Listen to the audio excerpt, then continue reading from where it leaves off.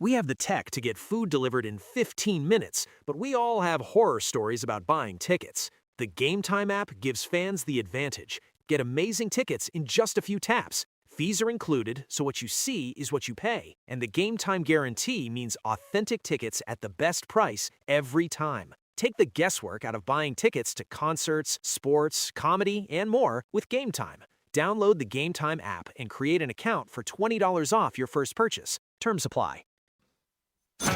This is Money Moves on VSiN, the sports betting network.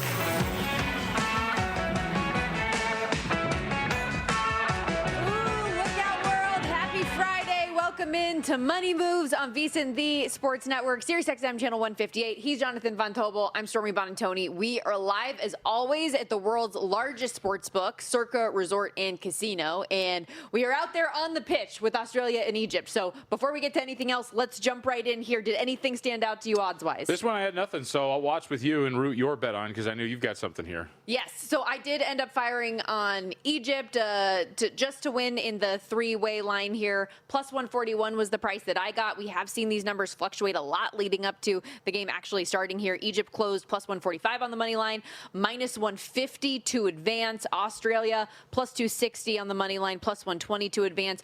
Low total in this one, high total in this one, up to 3.5 right now, 2.5 at large. Australia, they're looking for their first knockout win in their country's history. Egypt, unbeaten in group play. They've never even been to this spot before. So either way, it'll be fun that we're going to get a little bit of new blood in the round of 16. Yeah, and this should be a well-played game. You know, Australia do have some questions about how they're going to play defensively in this contest. In Egypt, with Mo Salah now being fit, you expect that he is going to be himself. And we always talk about playing this game when it comes to athletes and whether or not you assume they're going to be at full strength.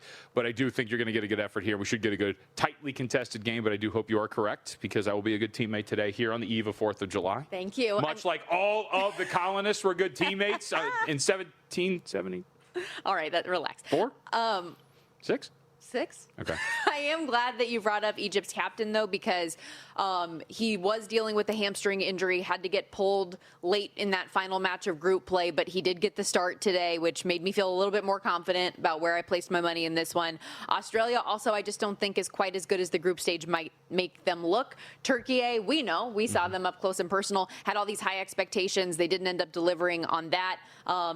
I think that with them falling flat made Australia maybe look a little bit better, give them this opportunity to begin with. My lone concern was that Egypt has conceded at least one goal in every match to this point. Both teams to score was another angle I considered, but ultimately ended up just on Egypt. Okay, this is the final day, by the way, of the round of 32. 3 spots left in the round of 16, all to be decided today.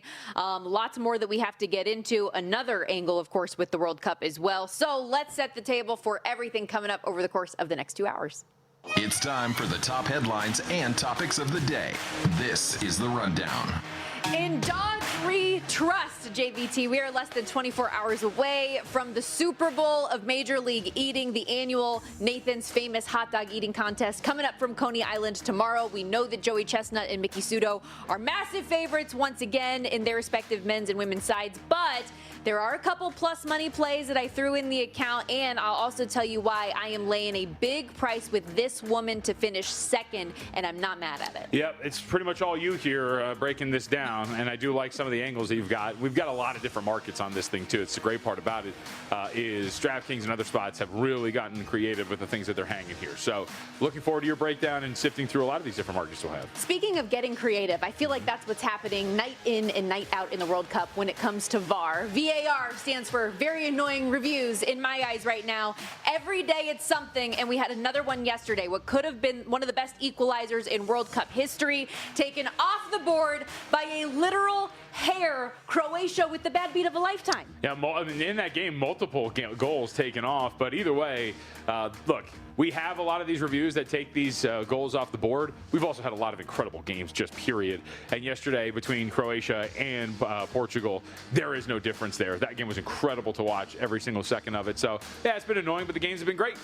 According to the data provided by Connected Ball Technology, so the chip that is in the ball used out there for the World Cup, it detected a slight touch. So even though we couldn't see it with our eyes on any of the replays, wasn't available, they showed that little like heartbeat monitor at the bottom, and you see that little raise. So if he would have been bald, we wouldn't have this issue, but because he has a full head of hair, it's a no goal. Portugal wins and advances 2-1 in extra time. We'll next face Spain in the round of 16 on Monday. And we will kick things off here in the association because it is time for the decision again for LeBron James. As his agent Rich Paul said, all but one or two teams have inquired about his services. We've seen the odds and prediction markets moving all over the place as different rumors and reports have swirled. Speaking of which, we got a new one last night. Tell us more about it, please, Shams Charania. I'm told the Sixers are also trying to make a pitch to LeBron James along with the Warriors, the Cavaliers, and the Heat. So include the Sixers and maybe one or two other teams in due time in that mix. But the Sixers get Anthony Simons, and they're obviously trying to continue to add to this team. So that was Shams yesterday on ESPN's NBA Today. Obviously, we know the Sixers are going all in with the move that they made for Jaylen Brown. Shams' fellow NBA insider over at ESPN, Brian Windhorst, added his 2 cents on the possibility and another key piece to the puzzle for Philly. There's a long-standing relationship between Tyrese Maxey and LeBron because of clutch. Like, they recruited Tyrese Maxey out of college. They've nurtured them together. They've been to many events together. Joel Embiid also won a gold medal with LeBron, and the 24 Paris team definitely has some closeness to it. I've been talking all week about how Steph Curry could be a drawing card for him. So there's that connection, too. But the connection to Philly is Tyrese Maxey. Tyrese Maxey and the clutch connection, that would be where you would make your recruitment. And then, obviously, the Jaylen Brown move is a statement that we can win the Eastern Conference. The city of... Another clutch connection, JVT. So now that we have that all laid out, your reaction? Well, it's the clutch connection, and it's the fact, and this has been stated before, this move with Jaylen Brown was with Tyrese Maxey in mind, not Joel Embiid. I mean, this is, by all accounts, Tyrese Maxey's team now. So when you're making decisions, it's going to be through the realm of, all right, let's see what we can do, making Tyrese Maxey happy and also building through him for the most part. So that all matters. What I find pretty fascinating about all of this is, what do you choose? We had this conversation the other day about the predictive nature of the betting market and prediction odds and how people think that they are the end-all, be-all. Well, it depends on where you look. If you go across the pond and look at some of these spots, when you talk about true betting odds, Philly's minus 200 for LeBron James to go to the Philadelphia 76ers. If you look at the prediction markets, Cleveland is still your favorite at 40% over at a couple of spots. Polymarket included 38%. So the markets are all over the place. It goes to show that if you feel like, hey, you like Philly, you're still getting that trading at like 18% at some spots. So you can go get more bang for your buck than betting at your recreation or your normal sports books. But either way, I would say this. This is a sign that we just don't know anything. Every single market, whether it's betting or prediction, is just moving on the next bit of morsel of information that is coming from Shams Charania or Brian Windhorst or others. I know we got reports earlier. I think do we have Slater here? Because that's the other part about this. Let's play Anthony Slater for ESPN. Does a great job covering the Warriors. Where it seemed like the Warriors were in the driver's seat for this, that might not be the case. Yeah, they continue to get indications that they're on LeBron James' short list, but, I'm hearing a growing belief from them that they don't necessarily believe they're at the top of that short list. And, if they're not able to get LeBron done, you're looking at a roster that probably is going to remain relatively stable. They've re-signed Melton, Porzingis, Horford, Draymond Green is likely back. But you do have people around the league wondering, looking at the Warriors' draft ammo, looking at the way they strategically structured Kristaps Porzingis' contract so it can be traded, and wondering if they can execute a trade that could maybe lure LeBron James. Yeah. And so another layer to that, I'll say, is we have all of these insiders that are doing their various reporting. We're also hearing straight from Rich Paul more regularly than ever on the Game Over podcast with Max Kellerman. And today we see the whiteboard, right? And it looks like, what's your boy Charlie Day from Always Sunny, when you're like looking at all of the conspiracy theories, that's kind of what the board looked like behind him, where you see the core teams and their build and then the outside teams. And of the core teams, you see the Cavs, the Sixers, the Heat, as well as the Timberwolves and Nuggets, by the way. And then the Warriors were amongst the cluster of teams that were on the outside. Yeah. So, maybe that means something. Maybe it means nothing. But I still think, too, and it was brought brought up on that. I've watched a little bit of that pod with Kellerman and Paul, and one of the things that stuck out too was, they seem to both agree that if you're talking about like good, perfect, almost like positional fit, that LeBron with Minnesota would be a very, very good fit. I'm telling you. But we'll see if he actually ends up choosing that. But I do know that a lot of people kind of poo-pooed the idea of him looking at Minnesota. These guys are pretty smart, and if they were smart, they would consider that because that is a very, very good fit, LeBron James, in terms of just basketball. Rich Paul, he made a handful of interesting statements, one of which being if the Knicks hadn't won, there would be no board, and that he would be going to the Knicks. Another one kind of diving into the positives and negatives of going back home to Cleveland, which, as you mentioned in the prediction markets, has been the big favorite there. Brandon Weems was brought up a lot, said basically he is LeBron's brother, repeatedly brought this up, saying that would be a big feather in the cap. I mean, look, we're not going to find out for a while. And where he goes is going to ultimately shape whatever conference we're talking about in terms of odds. So that is going to matter because he is going to go to a team that is pretty close to contending and then ultimately could get pushed over the edge with his presence on that roster. So we're going to have to sit back and wait. I'm sure he won't steal the thunder of the 4th of July. But, as we're watching this, and I'm just keeping my eye on the prediction markets too, poly markets kind of slipping on Cleveland. We're starting to see the odds rise for Golden State, Philadelphia as well. Philly is obviously the biggest riser overall, but still under 20% and still underneath the Golden State Warriors over at least at Polymarket. Also at Polymarket, because you say that we're not going to hear this result for a while, there is actually a when will LeBron sign market that's out there as well. 48% is on July 7th or after, but you got 15% on the 5th, 14% on the 6th. Even today, 10%. What's the wording on that? When will LeBron sign? See, that's where you have to really be careful, because if it's announced on July 5th, that doesn't mean he is signed on that day. And so technically, right, you could lose out on that. This market will resolve in favor of the listed date that LeBron James agrees to his next contract with an NBA team. If LeBron does not sign a contract, retires, or the date of the agreement cannot be determined by October 31st, 2026, the market will resolve. I mean, what is agreement? So it's agreed to and then not back out of. No, I understand that. What I'm saying is, how do you know when that happens? Because Shams could report that they're in agreement, but you have no idea. Some of the language is murky on some of those. I'd rather stick to next team as opposed to the date in which he signs. But maybe it's one of those things like, and obviously you don't have this in the rules for the market context, but if, when the team puts out their thing, even if it's not officially been signed, maybe that's the way that you look at it. We have more on this because we have heard, by the way, Jaylen Brown speak on Twitch, giving his first reactions to the trade since it has happened. So we'll play you a little bit of that. And in addition to the game we've got on our screens right now with Australia and Egypt, still 2 more World Cup round of 32 matches to come. We've got to dive into. Stick around.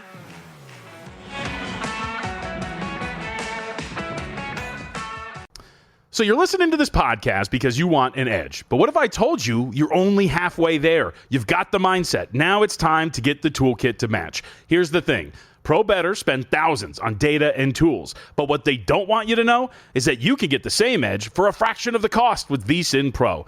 VSiN Pro gives you access to expert picks, public betting data, prop projections, powerful tools, analytics, and more. Just tap the link in the description and see why thousands of bettors are already using VSiN Pro to cash more bets. We have the tech to get food delivered in 15 minutes, but we all have horror stories about buying tickets. The Game Time app gives fans the advantage. Get amazing tickets in just a few taps. Fees are included, so what you see is what you pay. And the Game Time guarantee means authentic tickets at the best price every time. Take the guesswork out of buying tickets to concerts, sports, comedy, and more with Game Time. Download the Game Time app and create an account for $20 off your first purchase. Terms apply.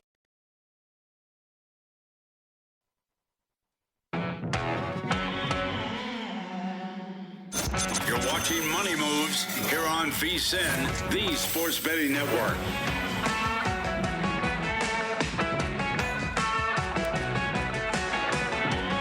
Imam Ashur gets Egypt on the board in the 13th minute as the round of 32 wraps up today. They are up now, Egypt, that is 1-0 over Australia. Let's keep it up, boys. As somebody that has a play on Egypt today at plus 141. Ashur, by the way, among the longer shots for an anytime goal, plus 550. Cash it if you threw a flyer on him. That was anytime? Do you have first goal? I don't have first goal in front of me. Sorry, I only screenshotted the markets that's right. for. I was just wondering, but yeah, either way, that is a good payout for you if you grabbed it, and hopefully the Egyptians can hold on. If he gets another though, 65-1. 65-1 for a brace, huh? All right. Bing Let's bong.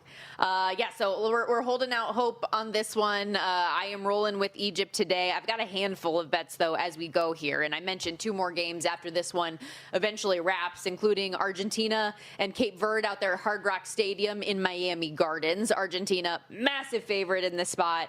On the 90-minute line, -700 to advance, -3,500. This thing has been bet out, mind you. It's -2,500 the last couple of days. Cape Verde, meanwhile, 19-1-ish on the money line, 12-1 to advance. A draw, you're getting 7-1 plus 750 range. Goal total here for the full game, 2.5. As high as -160 I'm seeing in the market on the over for that one. So expecting goals. Yeah, I mean, expecting goals, majority of them coming from the Argentinian side is the assumption as well. And I kind of understand everything here. This seems like one of those where it's like, hey, you're probably priced really high on the Argentina side at -650. True probability is probably a little bit lower than that. But do you want to grab 19-1? With the Verds there and sweat that out with what ultimately should be a loss either way? Probably not. So as I think there is some value in the other way, I am kind of out on trying to catch any sort of falling knife here. How about the prices for Messi, by the way, in this contest to score or any of those? Have you seen some of these? -230 on DraftKings. That's insane. I did something bad, though. Oh, what'd you do? On Circa, they had -170. That's not too bad, considering where the market is. I threw one on. Okay. I mean, like, the dude's been balling like crazy. -230 for anytime goal, +225 for a brace, and then 8-1 or thereabouts for a hat trick. I feel like, I know it's gross, and so that's why it's not in my best bets later. I do have another bet on this game that is in one of my best bets. I debated even telling you that I did this. Yeah. But yeah, I rolled with a -175, -170, excuse me, on Messi to score. Yeah. Just get one. Okay. Just get one, because he should. He has every game. Yeah, I mean, I hope he doesn't, because we're still alive here. Our guy Holland is still alive. Well, for me too. I've got Mbappe. He's tied with Mbappe right now. I don't care about that. But we're talking about me here. It's always about you. Of course it is. So my thing with this match is, listen, Argentina behind only France right now to win the World Cup in its entirety. I think Argentina, when all is said and done, is going to roast these fools. They're just at a different level of gameplay than we've seen so far. I know, dying last words. We're going to laugh when we get another 0-0 draw. Completely opposite of what we expect here. But Cape Verde, they've been the Cinderella of this tournament. I know they haven't lost a match yet because of some of these draws, but they've gotten so lucky in a few instances already. Probably should have given up more than just 2 goals against Uruguay. Couldn't score in a 0-0 draw against a bad Saudi Arabia team. Then you look at what Argentina's been able to do. They're a top 5 possession team in the tournament. They're obviously unbelievable scoring. Cape Verde, I just don't think they're going to have many chances to begin with in the attacking third. Then you pair in what Argentina is capable of when they actually do have to play defense. Yeah. So all of this comes together. I laid 2 with Argentina here. So if they win by just 2, it's a push. But if they win in a 3-0 or more type of a fashion, which I think is entirely possible, honestly, for them against this Cape Verde team, then you're going to at least cash the win there. The over-under on the total goals for the match, again, I mentioned 2.5. That's also the team total that you can do just for Argentina at an even money to -110 each way type of a price. But I think this is going to be all Argentina today. Okay. I mean, yeah, it's hard to argue with that. So I think it makes some sense if you wanted to go in that direction. Yeah. Sure. So again, -2, my official play there. And don't make fun of me for laying -170 on an anytime goal score. That's fine. How about Colombia and Ghana? Colombia, a big favorite in their own right as well. Won 4 of their last 5 matches, only dropped points against Portugal. 6 goals in their 3 games so far. Ghana, meanwhile, scoring just twice in their 3. Had a win, loss, and draw in the group stage. Colombia -230 on that money line, +750 for Ghana. The draw +340. Over under on the total goals for the match, 2.5. Yeah, so I played with a couple of things here. And by the way, VSiN.com, go check it out. Blewis, our guy, does have some good pieces up there, including a really good write-up on this.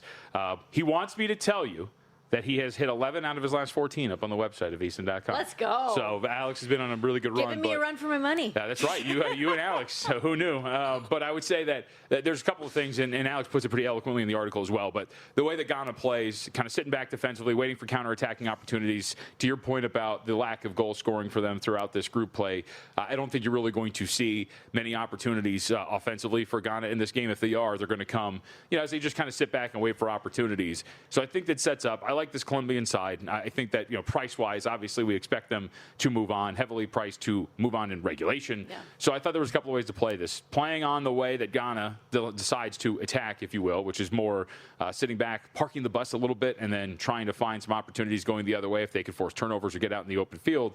Under in the first half, under a half goal. You can get that at about a plus 185. So played under in the first half, under a half goal, so a scoreless first half. And then I thought, you know what, let's get a little froggy with it. And I parlayed Colombia to win on the three-way minus 230 with that under a half goal in the first half at plus. That came out to like plus 375. Yeah, I like that angle. I understand it all. Alex, like you said, doing a great job. Nigel Seeley also, he's got regular articles up at vsin.com. He played Colombia -1 on the Asian handicap, and that's the way I've considered it as well. He got minus 113. That has been juiced up as we get closer to kickoff now here today, anywhere from the minus 120 to minus 140 range. So do your due diligence and shop around to try to find the best number. I brought up Circa a lot today because I've been finding, honestly, like, especially for some of these props and goal scorers, better numbers here than I have at some other books. And if you are betting at Circa Sportsbook, this is something fun. For a limited time, you can fund your wagers right now with crypto using BurraPay and pay no BurraPay transaction fees either. So fast, secure, just another way that Circa is trying to innovate for us as sports bettors. If you want to learn a little bit more, BurraPay.com is how you can do it. Take advantage of the fee-free crypto wagering all before August 31st, though, exclusively right here at Circa. BurraPay transaction fees waived as a part of the campaign. Standard cryptocurrency network and exchange fees may apply down the line. With that in mind, though, so is there anything else that you want to hit on World Cup-wise? Yeah, I mean, looking ahead to the weekend, so, I mean, maybe you're going to accuse me of being a pessimist here.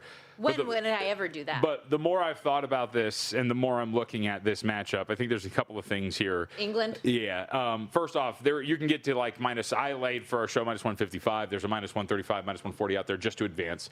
So I think that's a very good price. If you look at it from the spread standpoint, I'm kind of looking around to find some spread opportunities for England. I think some of these are getting priced. Again, to invoke our boy Alex, I think in the article he had minus 1.5 goals at 4-1 for this English side. I just don't really. Man, I think that they're going to be having an opportunity here to get this done against Mexico. And I think just the price is baked in a couple of things that are incorrect. First off, as we've talked about, the form of England, I think, is much better than they're given credit for, as we have discussed, right? A team that dominates possession, does find opportunities, really didn't look good in a couple of the matchups, but if you look at statistically going back to the scoreless draw that we've discussed, actually have plenty of opportunities in a game like that. They just didn't really cash in. I do think that the altitude's probably going to bother them. That is something there that's somewhat baked into this. 7,000 feet-ish? Yeah. But I also think that to an extent, both the altitude and as much as I love the fact that this Mexico team has played so well in Estadio Azteca, especially in these World Cup games, maybe that's being a little overvalued by the betting market as well. Mexico seems to be a somewhat public side, and I think we're underrating the way that England has come into this game. So looking at some of the spread opportunities for the English as well, I think is going to be very profitable for you. So, I already have them to advance at that minus 155, but I'm going to be trying to find some spread opportunities for the English as well. That success that JVT is mentioning at Estadio Azteca, Mexico has played close to 150 games there. They have only lost 8 times, the last of those defeats coming in September of 2013. They have been unbeaten in their last 26 matches there. Yeah. So that has definitely been an advantage. They're going to go crazy. But to your point, is that perhaps baked in a little bit too much against an England team that has their star player in Harry Kane with that Ghana witch doctor curse lifted, right, and he has gotten back to scoring goals and putting England over the top. Yeah, I think they're going to be in a. I mean, you even look at this here. Just England minus the half goal. I'm looking at MGM right now because I'm trying to find some different spots. Like England minus the half goal in regular time is plus 125. So just shopping around and finding it. I think that there's a pricing here that you can take advantage of. I like this Mexican side, and they're well coached, and I like the way that they play. But I do think that the way they've been playing defensively, while it's been absolutely fantastic, I think it's a different beast when you're talking about Harry Kane and the Three Lions. Also, Team USA, we've seen this number fluctuate a little bit with their match coming up on Monday against Belgium. It opened a pick'em, got bet out yesterday to as high as minus 130. We're back in the minus 115 range, so a little bit of buyback on Belgium in that spot. Speaking of Team USA, America, 4th of July is upon us, coming up tomorrow. JVT, you're already representing. You've got the USA Polo on. That's right. I may or may not have a costume change that's coming in this commercial break because we are going to talk about a real sport. The Super Bowl of competitive eating is upon us, ladies and gentlemen. We're going to step aside real quickly. When we return, diving into all of the potential betting angles for the Nathan's Famous Hot Dog Eating Contest. We can bet on it all, baby. Stick around. So much good stuff to come here on Money Moves. It's VSiN, the Sports Betting Network.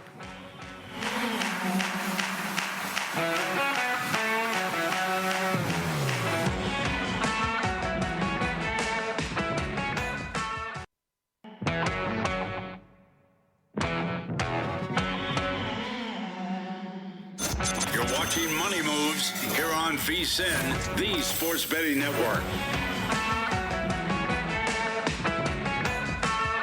Sports calendar never stops, and the Sharp Plays is covering it all, winning for 15 straight years. All of it documented, too. Logs posted publicly over at sharpplays.com. That kind of transparency, rare in the industry. When Sharp Plays moves, the sports books take notice. Advanced AI, trusted insider intel. They find the value before numbers shift. Respected, watched, feared. Start winning with them at sharpplays.com. You know who else is respected, watched, and feared? Joey Jaws Chestnut in the annual Nathan's Famous Hot Dog Eating Contest. America. Here we go. We're dressed for the occasion. Yes, now we are. I called you on the way in and I told you, like, do you have a USA shirt? Let's go. And then you kind of hung up on me. You were like, I got one. I got to go. I'm like, okay. Well, I was walking to my car and then I was like, oh, shoot, I didn't really take this into account. So what did I do? I went above and beyond. I got all the goods, got the bad day to be a hot dog hat, my American flag, which I, by the way, have about 100 of these at my house. So if anybody wants some little plastic American flags, I have far too many. Yeah, I'm ready to go. The sunglasses, I think, are pretty peak as well. You eat hot dogs? Love hot dogs. I don't like hot dogs. What? Yeah. I mean, I shouldn't say that. It's not that I don't like hot dogs, but at the cookout, 9.5 times out of 10, I'm choosing the burger. Oh, no. I'm hot dogs all day, especially the cheese-injected hot dogs, the best. Yeah. It's funny you mentioned Justin this, though. agreed on which take? The burger take? Yeah, okay. Thank you very much. Yeah, boo. I'm talking to our producer, who none of you can hear about. When I walked in the door today, one of our awesome security guards here at Circa, who we see every day, I asked her, I was like, oh, she said happy early 4th of July, and I was like, oh yeah, do you like the 4th of July hot dog eating contest? Because I was going to tell her we had George Shea on because he's like a legend, and then she's like, I don't eat hot dogs. I don't do that. And I was like, oh, soul crushing. You know, what's funny is I was talking to somebody last night, and they had brought that up, and she was like, you know, it's so dumb. And I was like, what? And she's like, the hot dog eating contest. And I leaned in. I was like, that's one of the best sporting events of all time. Dead to me. I am glad that I wasn't there to get on the soapbox about that one. However, I defended the honor. It can be a tough watch if you are uncomfortable watching people not chew, gorge themselves, and dip food into vats of water and other beverages. However, let's get into the nitty gritty of this thing though, because like I've mentioned to you all week, weather is really going to play a factor in this thing. It does not feel like record-chasing weather. Triple digits out there today in Coney Island, but there's supposed to be some rain overnight that'll take a little bit of the edge off. Cloudy morning tomorrow, but in the 11:30 to 12:30 Eastern range, when all this is going down, we're going to be about 95 degrees, humidity in the high 40%. Slight wind, nothing crazy, but the headline here, hot and humid. How is that going to impact these guys? I know Mitch and Paul yesterday had Derek Heavy D. Hendrickson, who lives here in Vegas, in studio on the show. He was talking about the weather and how much it impacts things. Also, as we learned from George Shea yesterday, the state of the hot dogs and buns plays a big role. If they're cooked too close to when they're being served out there, if they've been sitting out too long, the buns can dry out.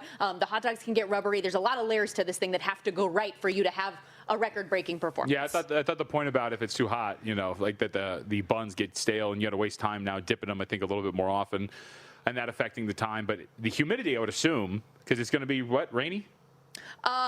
Or intermittent showers? No, it shouldn't be raining. But it should be humid. The time. Yes, it'll be humid. It's raining overnight. The buns should maybe not dry out as much, only because it should be humid. So that should potentially. Help you. Yeah. I lean under on Joey Chestnut's total. No ultimate play here. It's already been bet down from 72.5 to 70.5. If you got on it earlier this week, like we discussed on Wednesday, I think that was a smart angle.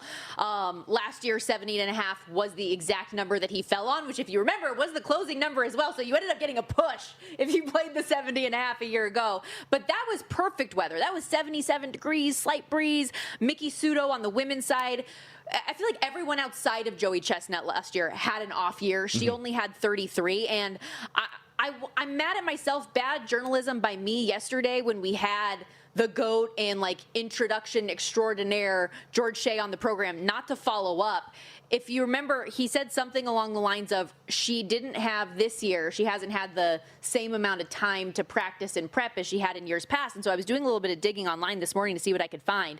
Nothing interview-wise, but I did find an article that in May, she graduated from Hillsborough College, going back to school for dental hygiene. She's also a mother of 3, so I wonder if just like the compounding of going back to school changed up her eating schedule. Her individual total has already been bet down from 40.5 to 38.5. But the over-under combined hot dogs and buns for Sudo and Chestnut is 110.5. I do really like the under on that. For her side in general, and I think there's a little bit of intrigue for me, at least on the women's side, I like the winner without Sudo because she's dominant, right? Like both of the Chestnut and Sudo are going to win. They're massive minus 2,500 favorites on Chestnut's side, minus 2,000 or thereabouts for Miki Sudo as well. She's down to minus 1,200. I think that's insane. Okay. She is in a class of her own on the women's side. It's not close, even with her not being as prepared as she would want to be. Sure. Michelle Lesko, though, at number 2, minus 200, I think is actually very cheap on her. She won the year Sudo couldn't compete. Maoi Ibahara from Japan, who kind of leapfrogged her in recent years, she isn't in the competition this year. And I know a lot of people are talking about Dominica D as an up-and-comer. She's plus 250 in the finish second, like the winner without market. Rookie last year finished third with 21.5, just 1.25 back of Lesko. But that, again, was a down year for everybody, including Lesko. I don't think she can eat 30. You know what I'm saying? She has so much veteran experience in this. This other girl, I think that her price is cheaper and people are buying in on her because they know about her because she's like a TikTok eater.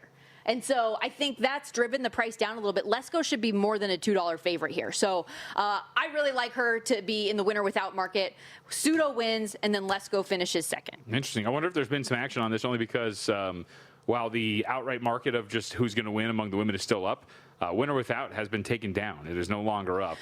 And I'm changing things, guys. Yeah, I was going to say, I'm trying to find, there's a couple of other like women's markets here too. The Exacta's not up there anymore, either the straight forecast. So maybe there is something happening. You see this, I mean, the odds are dipping on Sudo because this is a little bit dated, minus 1,600. As I mentioned, she's down to minus 1,200.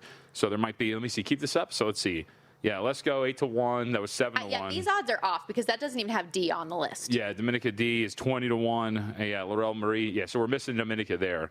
And then that's pretty much it. So D is at 20-1. So maybe a little action on D. D, well, that's what I'm saying. Yeah. I think that she has been taking money, and I think it's wrong. Yeah. I think that's a fade. Also, she's been living in Seattle where it's like 60 degrees. You've got Lesko, who is in Tucson, even though it's not humid heat, still 90 degrees out there today. She's more accustomed to those conditions, able to practice in it. For me, that is, even at minus 200, I think is a bet to make. Sorry, I was going to say in totality. So what do you played? Okay, I have a lot on the men's side as well. But the women's, that's my favorite bet of this thing. It's minus 200. It's gross to have to play. You've got to do like multi-unit plays in order to get more bang for your buck. But I think it's cheap. On the men's side, I want to play this sound real quickly from George Shea yesterday in our conversation about James Webb and others. Take a listen.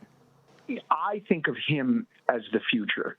And the reason for that is he's a very fierce competitor. And they all are. But some people, it's just like it means so much to them. I look at what James has done, and he has 7 world records, and he's a relative newcomer to the sport.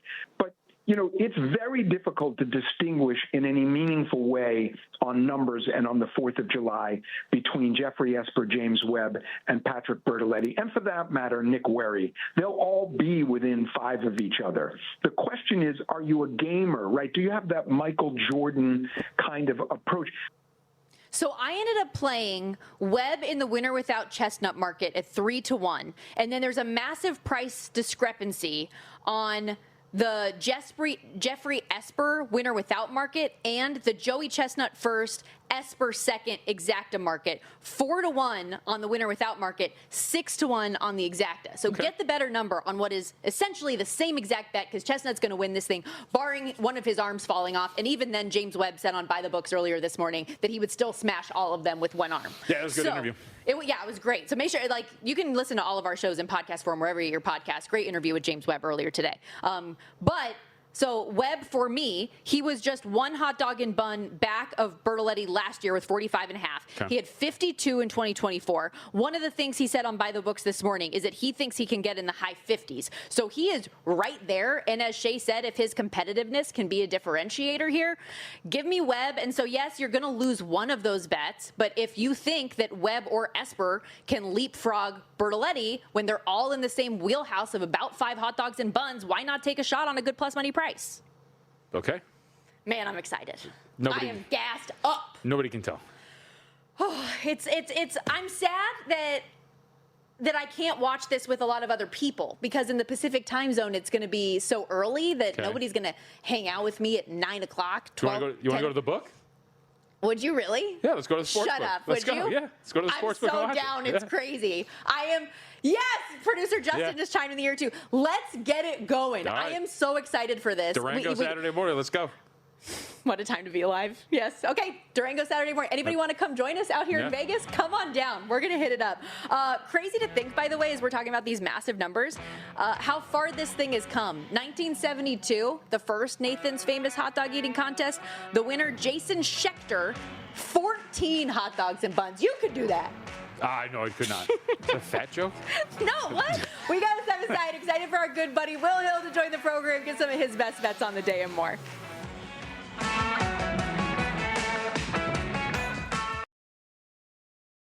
We have the tech to get food delivered in 15 minutes, but we all have horror stories about buying tickets. The Game Time app gives fans the advantage. Get amazing tickets in just a few taps. Fees are included, so what you see is what you pay. And the Game Time guarantee means authentic tickets at the best price every time. Take the guesswork out of buying tickets to concerts, sports, comedy, and more with Game Time. Download the Game Time app and create an account for $20 off your first purchase. Terms apply.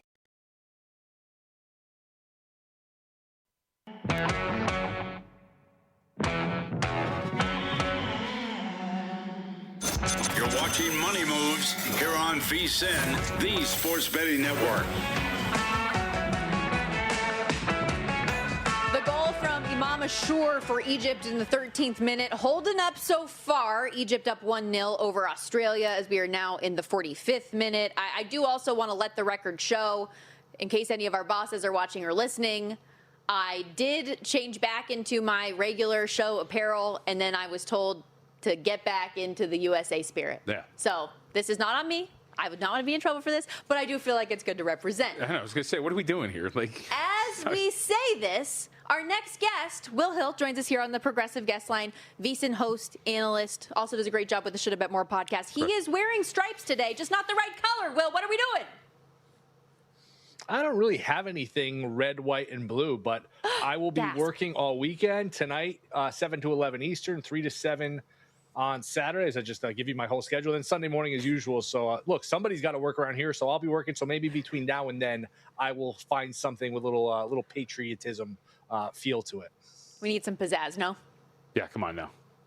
You got this, Will. I happen to know, too, even if you're lazy, you don't want to go to Walmart, even though they've got a great selection over there, you can get Amazon Prime day of. I'm just saying. Somebody tweeted in very quickly and asked if it was the Circus Sportsbook that we were talking about, but there's a property on the south side of town that we'll be at called Durango. They want to know if they can join, but yes, we'll be out there. Yes, just because it's closer to our house. Stormy's going to be the only one that is going to be the only blonde lady cheering for the hot dog eating contest. Screaming at the top of my lungs. Do you get into the hot dog contest?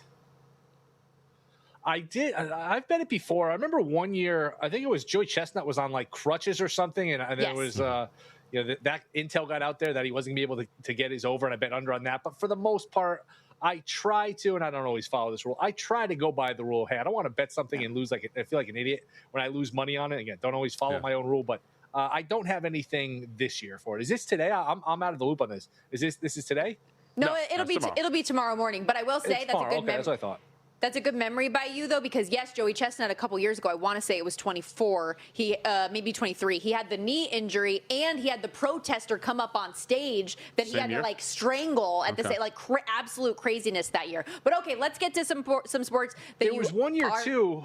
Sorry, there was 1 year too, right? They missed a row of hot dogs or something, and there was some confusion about the count. That's when it's like, man, find something else to watch, find something else to bet. I get if you're 10 or $20 on it, fine. But when you're missing rows of hot dogs, you have to question what you're betting on. They ended up getting the calculations correct, and that's on the counter behind them to get it right, okay? So you need to stop getting scrubs as your counters and get some professionals in there. Anyways, we can move on from this because I know we got other bets to place here, Will. And your beloved Yankees among them as they are facing what? No, the Yankees. Continue. Yeah, so they continue the slump, obviously. We're out to, 7 straight now losses over that time. I don't want to make anyone feel bad out there. Last in MLB in batting average and OPS, offense averaging fewer than 2.5 runs per game. The bullpen hasn't been great. Should we fade them, or are we thinking that this tragedy comes to an end today? I think it comes to an end today. And by the way, there's some humorous tweets out there. You could look at the Yankees batting average the last 7-8 days. It's I think 0.95 or something over a certain stretch. Jim Abbott, career 0.94 hitter, and he didn't have a right hand. There are a bunch of those stats out there. That are look, the Yankees have not swung the bats well. Every time you look up 4th, 5th inning, they're getting no hit. It's gone rough for them. That being said, if they're going to get back on track, and I think they'll get back on track eventually here. Judge is staying a long way away, so these guys got to get it done. The Twins are the perfect antidote. The Yankees have just for decades now owned the Twins. I think it's going back to 2002. It's like 112-44. Yankees are basically a 120-win team when they see the Twins. I know, different teams, different players, but Prelip is going for the Twins. He's a guy who's hittable. You get the ball in the air off him. It'll be hot here. Yankee Stadium, it's hot everywhere here. East Coast, wherever. There's a lot of weather to handicap here when you're dealing with baseball. But I think the Yankees, their bats are much better than this. That's still a above average lineup, even without Judge. So I think this is a bounce back spot. I'll lay the run. I don't want to lay the $1.90 or so. I'll put half my bet on the money line, half on the -1.5. And, it lands on one, just kind of call it even. But I do think the Yankees get back on track at some point. I do think it starts tonight, even though they have struggled. Cole has struggled. But Twins are usually just the right sort of medicine to get them back on track here. Marlins, one of the hottest teams this month, got cooled down by the Rockies, but now they're on the road against the Athletics. A's in kind of a tough spot. They are not playing well. Their bats, they are not alive, and they just lost Rooker to season-ending surgery. So how are we going to handle this spot for Sacramento Athletics at a home park in which they have not played well, Will? I like the Marlins. I'll take that half a run in the first 5. I do this a lot. I probably should do it more often because it works pretty well when I pick my spots where you get a dog you like, and you don't have to win the game and cash in the plus price. You just lay a little juice, and if you're even after 5, you cash that. I love winning on that half a run when it's a 5-inning game and I'm already up 1-0 basically before the game starts, or a half a run to nothing. And you mentioned it, the A's, that's a great lineup when they're healthy. They're not healthy. Rooker out for the year. Jacob Wilson, Soderstrom. They're missing a lot of guys. So to me, Marlins, that's kind of a wash with the pitching matchup. The lineup probably in this state with how beat up the A's are, probably give the advantage to Miami there. So starting pitching edge, and I think a lineup edge, I should say at least a wash here, goes to the Marlins. Again, I'll take that half a run here against the beat up A's. VSiN host and analyst Will Hill joining us here on the Progressive Guest Line. You can follow him on X as well at @NotTheWillHill. You and JVT pretty like-minded on this futures play in the NBA, though, with all of the moves that Toronto has made, bringing in Kawhi Leonard. I know, JVT, you are very high on this Raptors squad going into the 2026-27 season. How do you think could be the right angle to play on Toronto next year? Yeah, doing all these shows and podcasts and everything the last few days, it's so much fun talking about all these moves and Jaylen Brown. What a shocking move. Where's LeBron going to go? And we have to kind of remind ourselves, and I know you guys can relate to this. All right, we're a betting network. What's the bet? Does this trigger a bet? To me, just scanning the Eastern Conference odds, all right, everything kind of looks right. To me, what jumped out to me was the Raptors to win the Atlantic Division, and that's a fun division, a competitive division now. Knicks, Celtics, and the Sixers. Obviously, that rivalry is going to be amped up. But to me, Raptors at plus 550, plus 600, you can find at DraftKings. That one stuck out. I think the Knicks probably take a step back just because, you know what, they won a championship. It's a veteran team, partying all summer. They probably don't take the regular season as seriously coming off a title. We see that all the time with veteran teams that win championships. So they take a step back. I think the Celtics, you could certainly see a path where they take a step back. Sixers are good, but I'll take a shot on the number here with Toronto. I think it's going to be outstanding defensively. We'll see what we get out of Kawhi. I mean, I understand. I mean, JVT knows this as well as anyone. How many games you're going to get out of Kawhi is always a guessing game, but when he plays, he's very good. I'll take a shot on the long number. I think that'll be a very competitive division. I like that number. So here's my question for you, because we know, as Rich Paul said, he's not going to go to the New York Knicks because they already won the title. We know that he's not going to go to the Boston Celtics. He might go to the 76ers, and we know he's not going to go to the Nets, and he's not going to go to the Raptors. So the reason why I bring those up, Will, is do you actually wait to see where LeBron goes? Because if he's in the division with Philadelphia, you might get more on Toronto to win the division. So you just sit back and wait. And if he doesn't go to the division, then you can still grab this number, which should be available wherever LeBron goes outside of the Atlantic. Certainly a viable and reasonable strategy. I don't get the sense he's going to Philly, but I don't have a great sense of where he's going to go. The one thing I was pretty confident, and I was on, I think, was it Tuesday, the day he announced he's leaving LA, and him and Kawhi both leave LA on the same day, which was kind of interesting.